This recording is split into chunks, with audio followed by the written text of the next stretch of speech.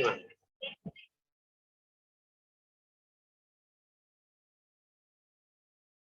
morning, 11th class. How are you all? Hope you all are good. So class, now we are basically towards the end of our chapter. The first chapter, that is from the beginning of time, chapter 1. Okay.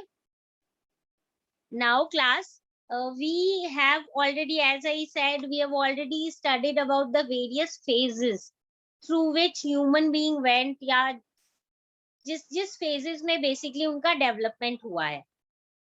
And then we also studied in detail कि पहले people were not accepting that human beings have evolved, but later on people start believing after so much of research work was done. And then उससे related हमने ये भी किया है कि मतलब क्या क्या उनके changes आए थे at every stage, their physical change, their change in the kind of structure of skull, brain size, how did they move their hand and their limbs, सारी चीजों को कैसे कैसे changes आए, that is what we have already done. उसके अलावा we have already also talked about the kind of food that they had and how did they basically obtain their food, tools कैसे बनाते थे. This is what we have already studied. So now we are coming to the very next aspect of it, which is our communication. Okay, communication. And in communication we'll talk about the language and the art. तो इसमें हम basically क्या पढ़ेंगे, हम ये पढ़ेंगे कि language कब डेवलप हुई थी ह्यूमन बीइंग्स में. ठीक है. नाउ अगर हम लैंग्वेज की बात करें तो ऑब्वियसली जो ह्यूमन बीइंग्स हैं वो एक अकेले हम बोलेंगे पूरे लिविंग बीइंग्स में से ग्रुप है जिनके पास अपनी लैंग्वेज है. Okay, that is somewhere this shows the kind of, you can say, brain development that we have. तो हमें ये तो पता है when we are talking about the language, basically जब भी हम कम्युनिकेशन की बात करते हैं तो इसका मतलब क्या होता है. कम्युनिकेशन का मतलब होता है how do we convey whatever we want to the next person. यानी हमें जो किसी को बताना है वो हम कैसे बताएं, है ना. तो वो हम लैंग्वेज के थ्रू बताते हैं. बेसिकली हम अपने व्यूज जो हैं वो एक्सप्रेस करते हैं in a kind of way which is also understandable by the other person जिससे हम बात करें. So basically language development human beings या early humans में किस तरीके से हुआ, इससे related भी obviously क्या है, काफी views है. क्यों है काफी व्यूज? सिंपल एज दैट कि ऐसी चीज है जिसके बारे में अपने को बहुत कंफर्म है ना, कोई एविडेंस नहीं है, इसलिए इन टर्म्स ऑफ ना भाई टेक्सचुअल एविडेंसेस है. और लैंग्वेज से रिलेटेड के लिए बहुत ज्यादा रिसर्च वर्क करनी पड़ती है कि लैंग्वेज की स्किल डेवलप हुई थी या नहीं हुई थी. सो हमें ये पता है, देखो जब हम बात करें कम्युनिकेशन का मतलब होता है मोर, जिससे कि हम जो बताना चाहते हैं वो सामने वाले को बता पा रहे. तो इनिशियली तो हम जेस्चर से भी बता सकते हैं. We know we want to convey something to our friend, we just do certain kind of gestures using our eyes or using our maybe hands and they understand. तो ये चीज जो है ये होमोनिड में डेवलप हुई थी सबसे पहले. होमोनिड लैंग्वेज जो है उसमें इन्वॉल्व होते थे जेस्चर्स और हैंड मूवमेंट्स. ठीक है. नेक्स्ट पॉइंट जो है इससे रिलेटेड वो ये है कि जो स्पोकन लैंग्वेज था ना, it was preceded by the vocal but non-verbal communication such as singing or humming. So that means जो उनका मेन स्पोकन लैंग्वेज था ना, उससे पहले उनका एक दूसरा फॉर्म डेवलप हुआ था जिसको हम वोकल नॉन वर्बल कम्युनिकेशन बोलते हैं. इसका क्या मतलब है? Singing and humming. तो वी नो दैट एक्चुअली में singing and humming is something which is somewhere you can say which is easier, I suppose. matlab it is, as you must have heard, there are few people who stammer and do these kind, matlab are not able to speak that fluently, but when it comes to singing they are very fluent at it. iska kya matlab hai ki singing and humming jo hai maybe precedes proper spoken language. तो वही हुआ होगा कि spoken language जो है उससे पहले vocal non verbal communication हुए होंगे, जैसे कि singing and humming. Third point जो हमें ध्यान रखना चाहिए वो ये है कि ह्यूमन स्पीच जो है वो probably began with calls like ones that have been observed among primates। यानी पहले पहले ऐसे लगता है कि वो बस जैसे एक आवाज देते थे, एक सामने वाले को जस्ट बुलाने के लिए एक कॉल देते थे, शाउट करते थे मे बी, ठीक है, कुछ साउंड निकालते थे।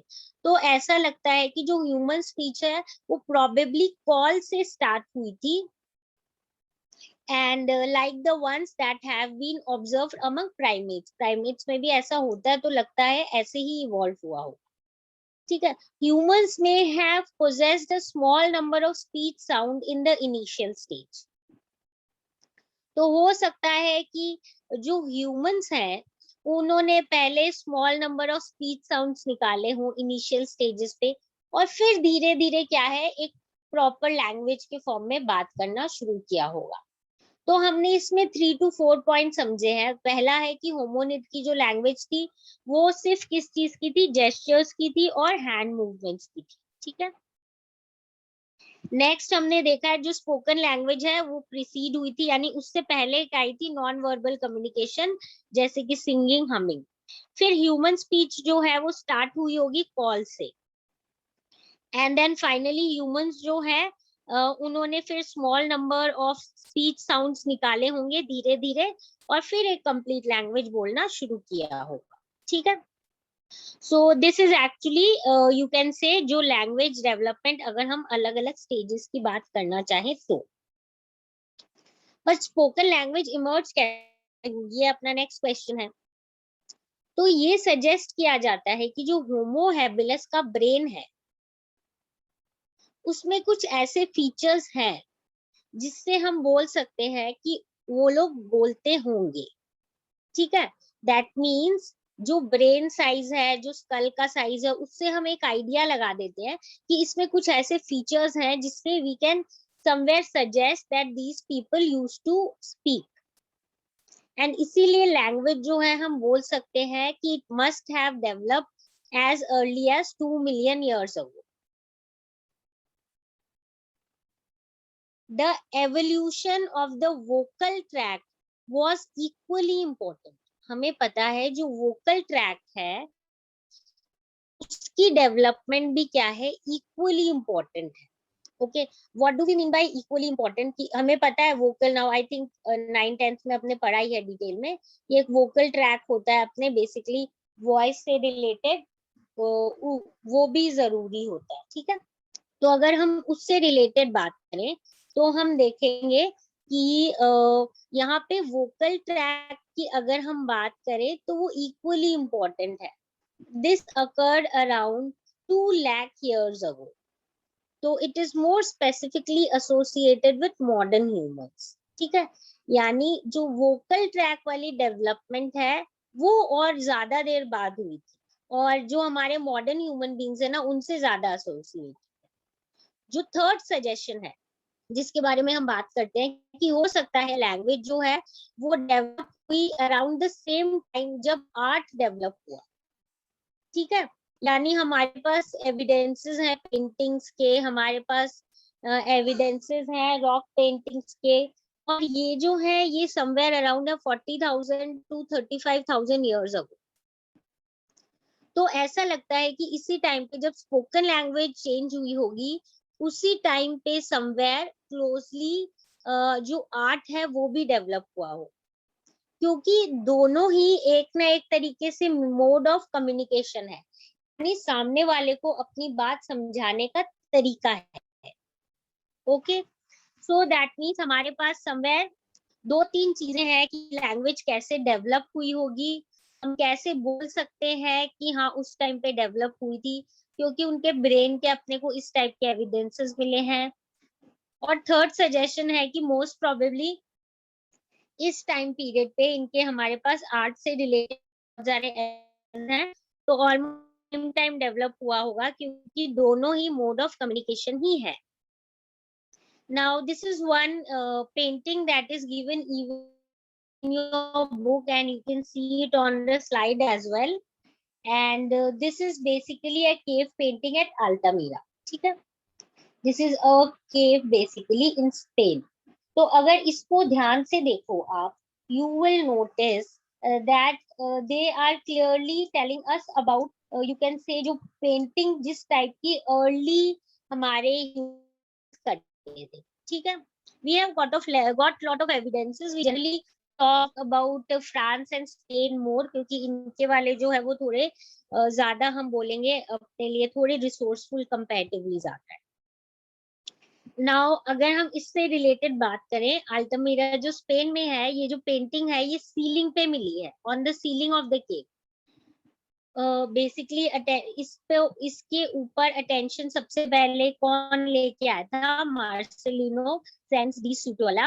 ये एक लैंड ओनर थे वैसे तो, और एमेच्योर आर्कियोलॉजिस्ट, मतलब इतने स्पेशलिस्ट नहीं थे. तो he was searching somewhere in that cave, whereas जब इनकी जो डॉटर है मारिया, उसने नवंबर 1879 को, she was running here and there and obviously father was doing some work and doing some kind of archaeological work or finding out something in the cave.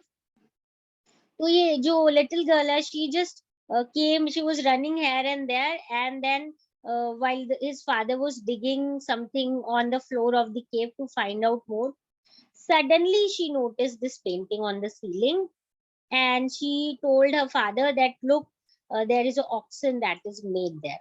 So first her father obviously laughed, but soon realized that there was some sort of paste that was used and it was not a paint.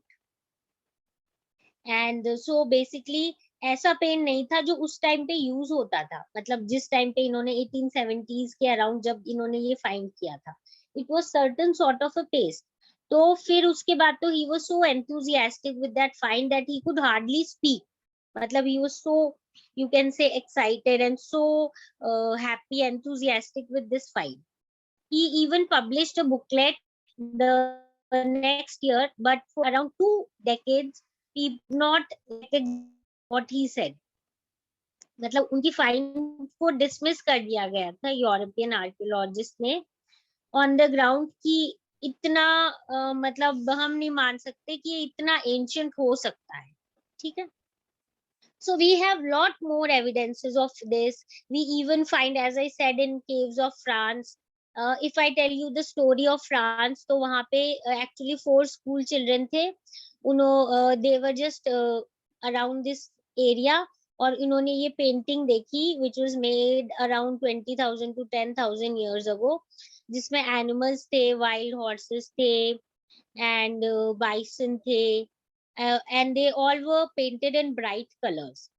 Bright में अगर हम देखें तो उन्होंने ऐसा लगा iron और use किया था फॉर रेडिश टाइप कलर, ओकर भी बोलते हैं उसको, और चारकोल भी यूज किया था. So just let me tell you more of things. Hundreds of paintings of animals were done between 30,000 to 12,000 years ago, and they have been discovered in caves of Lascaux, Chauvet, both in France. ये दोनों France में है, और जो Altamira है वो हमने पढ़ाई है स्पेन में है. तो इनमें एज आई सेड डिपिक्शंस है ना ज्यादातर एनिमल्स की होती है, जैसे bison, horses, deer, mammoths, rhinos, lions, panthers, bear, hyenas and owls. तो बहुत सारी चीजें जो है अपने को इससे पता चलती है. पहली चीज तो सिंपल की दीज एनिमल्स, और ऑब्वियसली इनके अपने रिमेन्स भी मिलते हैं, बट इसके साथ साथ अपने को ये भी पता चलता है हाँ they were present because they have been painted by the early man. But इससे रिलेटेड और बहुत सारे क्वेश्चंस अपने सामने आ जाते हैं.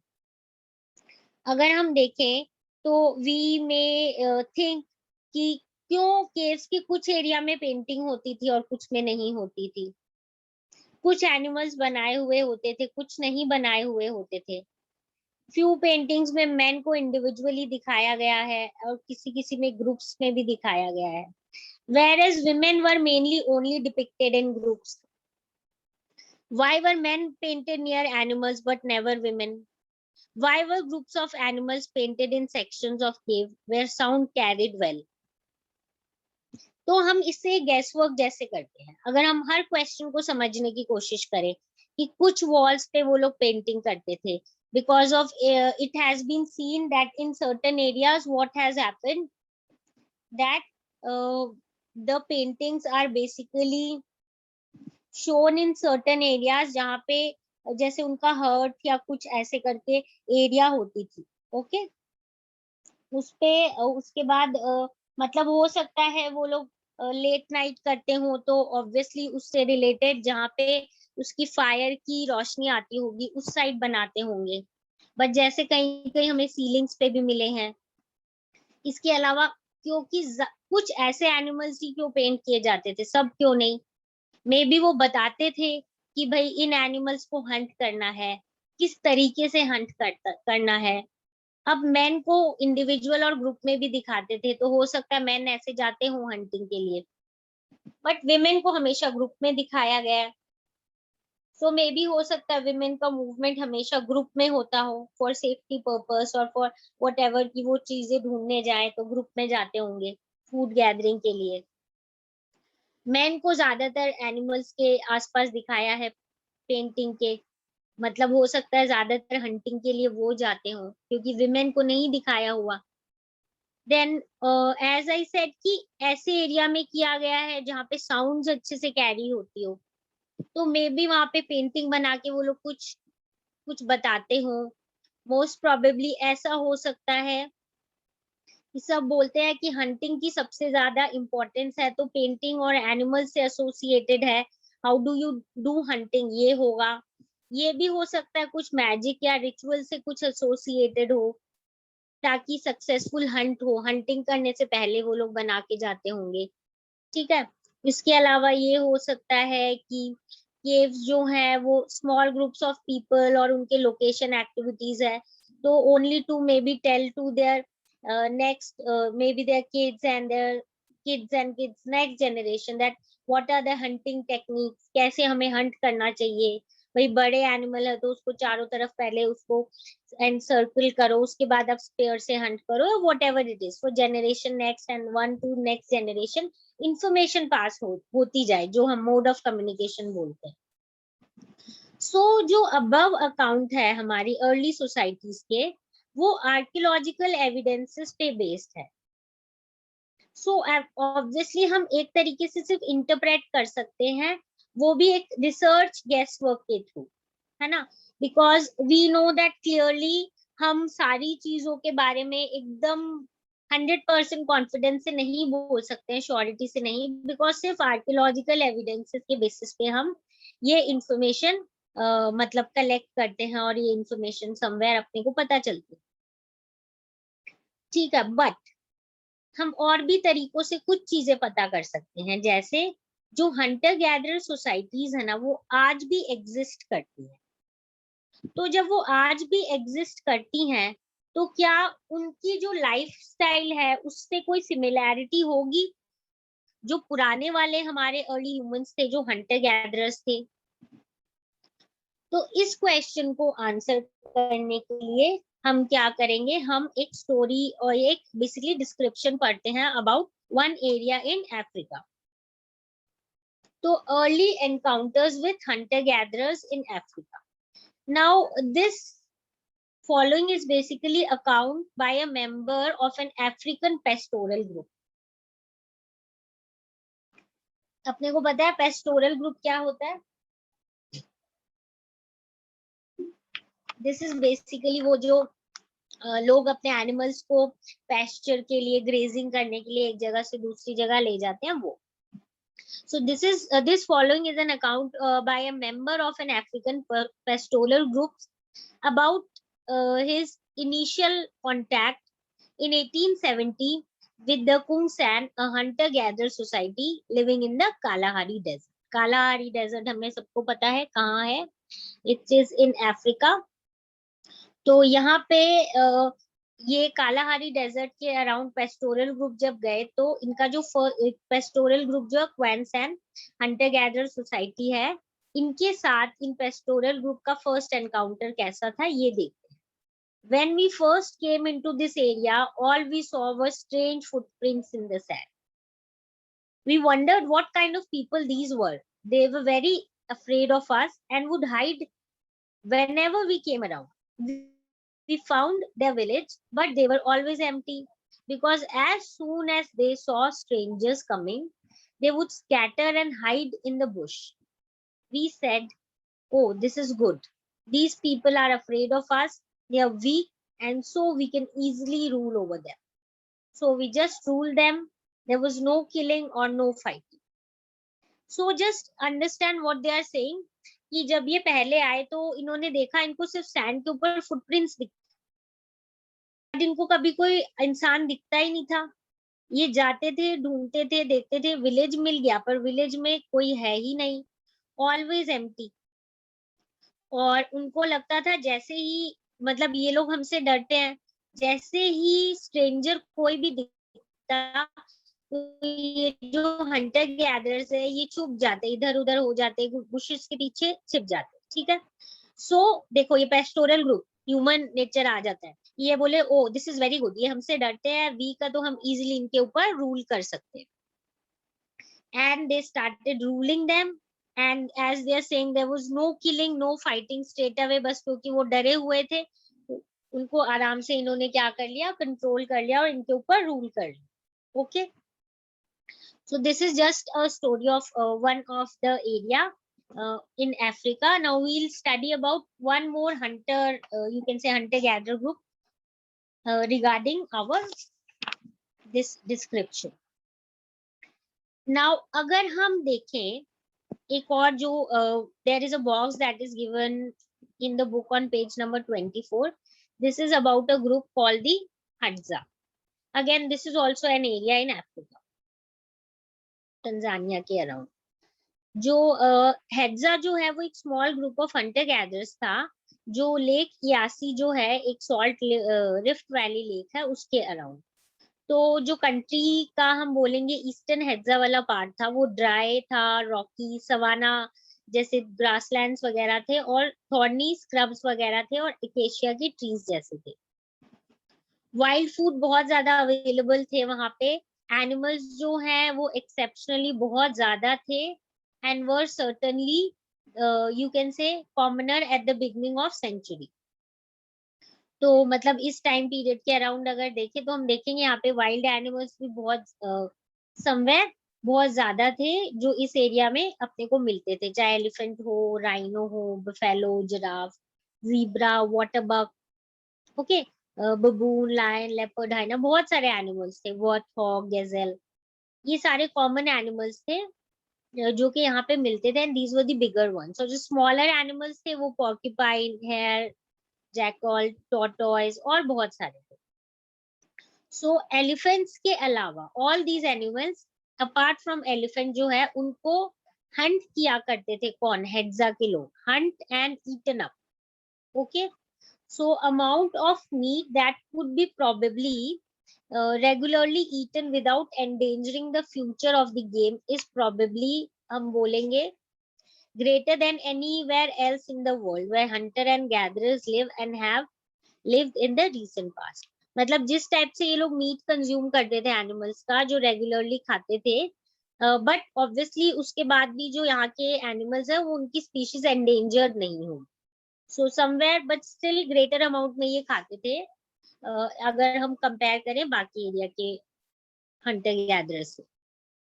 ये तो हो गए एनिमल से रिलेटेड। अब देख लेते हैं वेजिटेबल फ्रूट से रिलेटेड। ये लोग रूट्स, बेरीज, फ्रूट्स और बोआब ट्री एक्सेट्रा जो है वो भी कंज्यूम करते थे और ये भी बहुत अपने अबंडेंट फॉर्म में अवेलेबल है at the height of the dry season in a year of drought.